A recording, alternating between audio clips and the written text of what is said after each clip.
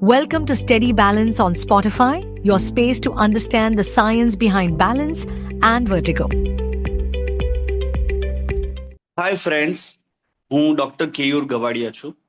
હું કાનના ગળાનો સર્જન છું અને હું અમદાવાદમાં વિશ્વા ઈએનટી હોસ્પિટલમાં પ્રેક્ટિસ કરું છું. અને મારી સ્પેશિયાલિટી છે એ વર્ટાઇગો છે અને એન્ડોસ્કોપિક સાઇનસ અને એન્ડોસ્કોપિક ઇયર સર્જરી છે. અને હું 20 યર્સથી પ્રેક્ટિસ કરું છું. ફ્રેન્ડ્સ, ઘણા પેશન્ટ મને એવું ક્વેશ્ચન્સ કરતા હોય છે કે ચક્કર એટલે કે વર્ટાઇગો એ સામાન્ય લક્ષણ છે. તો વર્ટાઇગોને સામાન્ય લક્ષણમાં નહીં ગણવાનું. વર્ટાઇગો એટલે શું? વર્ટાઇગો એટલે જે સ્પિનિંગ સેન્સેશન, જે ગોળ ફરી એવા ચક્કર આવે એને વર્ટાઇગો કહેવાય છે. અને વર્ટાઇગોનું જે મેઇન કારણ છે એ કાનના રિલેટેડ હોઈ શકે છે અથવા તો મગજ રિલેટેડ હોઈ શકે છે. હવે આપણા સમાજમાં જનરલી ચક્કર એટલે એક બહુ મોટું લક્ષણ એવું કહેવાય કે વર્ટાઇગો, ડિઝીનેસ, ઇમ્બેલેન્સ એ બધાને લોકો ચક્કરમાં ગણે છે. પણ તમે જો એના ડેફિનેશન પર જશો તો તમને આઈડિયા આવી જશે કે આ ચક્કર શેના કારણે છે. ફોર એક્ઝામ્પલ, મેં હમણાં જ કીધું કે વર્ટાઇગો એટલે ગોળ ફરેવા ચક્કર આવે તો મોટા ભાગે કાન અને મગજના રિલેટેડ હોઈ શકે છે. તો જો તમને એવા વર્ટાઇગો, ગોળ ફરેવા ચક્કર આવે તો તમારે કાનના ડોક્ટર અથવા મગજના ડોક્ટરને બતાવવું જોઈએ. એટલે એ જે વર્ટાઇગો છે એ સેન્ટ્રલ અથવા પેરિફરલ વર્ટાઇગો હોઈ શકે છે. બીજું, ડિઝીનેસ. ડિઝીનેસ એટલે કેવું છે, બ્લેકઆઉટ થઈ જવું કે સહેજ હલી જવું, એને ડિઝીનેસ કહેવાય છે. હવે એ ડિઝીનેસનું મેઇન કારણ જનરલી આંખના રિલેટેડ હોઈ શકે છે, તમારે જોઈન્ટના રિલેટેડ હોઈ શકે છે, અથવા તો તમારે અધર સિસ્ટમ્સ એટલે તમારા હાર્ટના રિલેટેડ હોઈ શકે છે, અથવા તમારે બ્લડ ઓછું હોય, શુગર ઓછું થઈ ગયું હોય, બ્લડ પ્રેશર વધ્યું હોય, અથવા તો વિટામિન્સ ઓછા હોય, તો એ બધાના કારણે એ ડિઝીનેસ આવી શકે છે. અને ત્રીજું છે ઇમ્બેલેન્સ.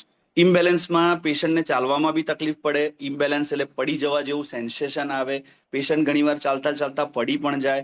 તો આ બધા કારણો મોટા ભાગે સેન્ટ્રલ વર્ટાઇગો એટલે મગજના રિલેટેડ હોઈ શકે છે, અથવા તો પછી ઓર્થોપેડિક રિલેટેડ હોઈ શકે છે. એટલે ઘણીવાર ચક્કર સાથેના જે એસોસિએટેડ સિમ્ટમ્સ જે હોય એના ઉપરથી પણ આપણને આઈડિયા આવી જાય છે કે આ ચક્કરનું મોટા ભાગે કારણ શું હોઈ શકે. ફોર એક્ઝામ્પલ, પેશન્ટ કે મને ચક્કર આવે છે અને સાથે મને વોમિટિંગ પણ થાય છે અને કાનમાં બી તકલીફ થાય છે. કાનમાં કાં તો હેવીનેસ થાય, કાનમાં તમરા બોલે અથવા ઓછું સંભળાય, તો મોટા ભાગે એ કાનના રિલેટેડ એટલે પેરિફરલ વર્ટાઇગો હોઈ શકે છે. અને ચક્કર સાથે જો માથું દુખતું હોય તો ઘણીવાર સેન્ટ્રલ કોઝ પણ હોઈ શકે છે, અથવા માઇગ્રેન રિલેટેડ વર્ટાઇગો પણ હોઈ શકે છે. અને ઘણા લોકોનું શુગર ઓછું થઈ જાય, બ્લડ પ્રેશર ઊંચું નીચું થાય તો એના રિલેટેડ પણ ચક્કર આવે છે. પણ એ ચક્કર ગોળ ફરેવા ચક્કર જનરલી હોતા નથી. અને ઘણા પેશન્ટને સર્વાઇકલ સ્પાઇન અથવા જોઈન્ટમાં પ્રોબ્લેમ થાય તો એની સાથે જે ચક્કર આવતા હોય તો મોટા ભાગે ઓર્થોપેડિકને બતાવવું જોઈએ. અને ઘણાને આઈઝ રિલેટેડ પ્રોબ્લેમ હોય, એટલે વિઝનમાં આંખમાં પેઇન થતું હોય, વિઝન બ્લર થતું હોય, તો એવા કેસમાં પણ ચક્કર આવતા હોય તો એમાં તમારે ઓપ્થેલ્મોલોજીસ્ટને બતાવવું જોઈએ. હવે ચક્કરને સામાન્ય ગણવાના નહીં. ચક્કર એ આપણું લક્ષણ છે, પણ એનું કારણ શું છે એ જાણી અને એની ટ્રીટમેન્ટ કરવી પડે. જનરલી કાનના ડોક્ટર પાસે તમે જાઓ તો એસોસિએટેડ જે કાનના રિલેટેડ પ્રોબ્લેમ હોય એનું પહેલા ચેકઅપ કરવામાં આવે, એટલે એક ઓડિયોગ્રામ કરવામાં આવે. એમાં પરથી આપણને આઈડિયા આવી જાય કે મોટા ભાગે ચક્કરનું કારણ શું હોઈ શકે છે. બીજું, આંખની મુવમેન્ટ ઉપરથી પણ ડોક્ટરને આઈડિયા આવી જતો હોય છે કે આ સેન્ટ્રલ વર્ટાઇગો છે કે પેરિફરલ વર્ટાઇગો છે. એટલે જ્યારે પણ કાનના ડોક્ટર જોડે જાઓ ત્યારે કાનનો રિપોર્ટ કરાવવો આવશ્યક છે. અને એના ઉપરથી જે નિદાન થાય તો એ પ્રમાણે એની પ્રોપર મેડિસિન લેવી જોઈએ.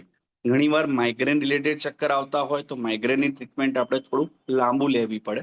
એ સિવાય જો કાનના રિલેટેડ ચક્કર આવતા હોય તો અંડરલાઈન કાનનો કોઝ શું છે એ જોવું પડે. કાનમાં રસી આવે છે, કાનમાં ઇન્ફેક્શન થયું છે, કાનની અંદરનો જે ઇનર ઇયર કહેવાય એમાં પ્રેશર વધી ગયું છે, કે પોઝિશન રિલેટેડ ચક્કર આવે છે જેને બીપીપીવી કહેવાય, બિનાઇન પેરોક્સિસ્મલ પોઝિશનલ વર્ટાઇગો એ છે તે, અથવા તો મેનિયસ સિન્ડ્રોમ પણ હોઈ શકે છે કે જેમાં કાનમાં તમરા બોલે, ઓછું સંભળાય અને ચક્કર આવે, વોમિટિંગ થાય.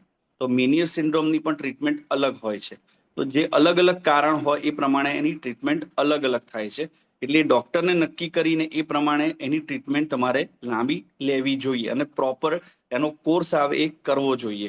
તો જ તમને એ ચક્કર કાયમ માટે મટી શકે છે. Thank you. A public awareness initiative by Dr. Reddy's. This communication does not substitute advice of a medical practitioner. Please consult your doctor for any medical advice.